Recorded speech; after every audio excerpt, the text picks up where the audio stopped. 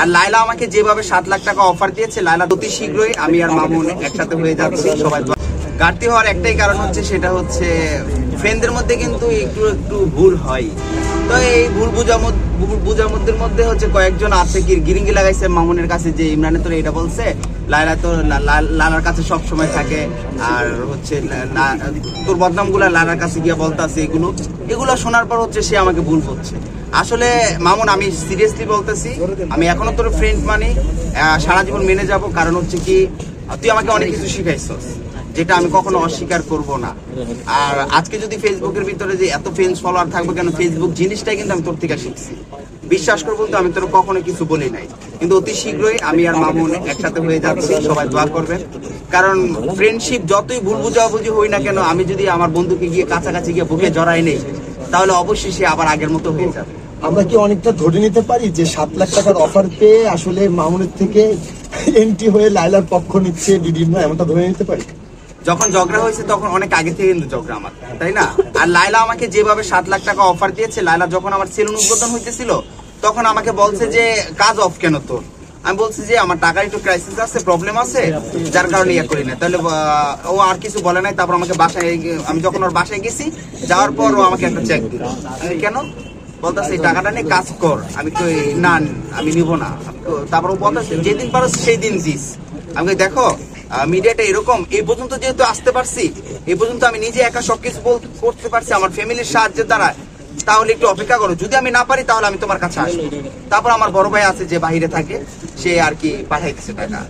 একটু আগে বিডি ইমরান বললো যে মামুনের সাথে আমাকে খুব শীঘ্রই দেখা যাবে, তার মানে কি অফারটা কি মামুন একটু বড় দিছে?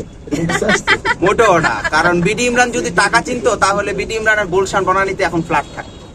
বিডি ইমরানের কাছে একটা প্রশ্ন, লায়লার আর মামুনের মধ্যে যে সমস্যাটা চলছে, আপনি কি কখনো নিজ উদ্যোগে দুইটা হাত একত্রিত করে দেওয়ার পরিকল্পনা নিয়েছিলেন? আমি লায়লাকে অনেকবার বলছি যে লায়লা চলো আমরা গিয়ে মিলে যাই। তো লায়লা বললো যে একটু ধৈর্য ধরো, ধৈর্যের ফল খুব মিষ্টি হয়, তাই ধৈর্য ধরে আসো।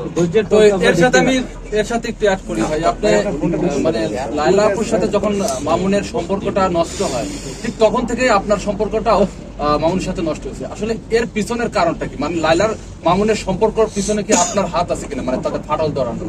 আমার কোনো হাত নেই, কারণ হচ্ছে কি লায়লা তো আর অবুঝ না, মামুনও কিন্তু অবুঝ না যে ফাটল ধরে যাবে। এটা হচ্ছে তৃতীয় পক্ষের হাত আছে, যেটা হচ্ছে আপনারা দেখতেই পারছেন। বাট হচ্ছে আমার মনে হয় যে, আর আমার সাথে যে সম্পর্কটা, আপনি বলেন যে মামুনের সাথে যেদিন থেকে লায়লা ডিস্টেন্ট হয়ে গেছে, সেই দিন থেকে হচ্ছে আমারও ডিস্টেন্ট হয়ে গেছে।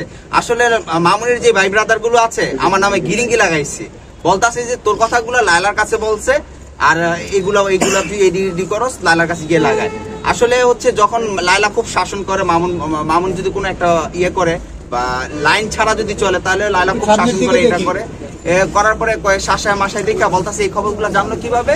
এটা শুনে আমি বলছি কি আমি জানি কিভাবে? আমি তো বলি না, তুই বলছস, আমার কিন্তু প্রমাণ আছে, এটা আছে। আমি তো বন্ধু, প্রমাণ থাকলে তুই বের কর, তারপর আয়। তারপরে থেকে এই কথা, মানে পাঁচের লোকে কিছু বলে, এরকম হয়ে আমার মামুনের মধ্যে ফাটল হয়ে গেছে। আপনি কি কখনো চেষ্টা করেছেন মামুনের সাথে সম্পর্ক বজায় রাখার জন্য? অবশ্যই ভাই, কেউ কি চায় একটা সুন্দর সম্পর্ক নষ্ট হয়ে যাক?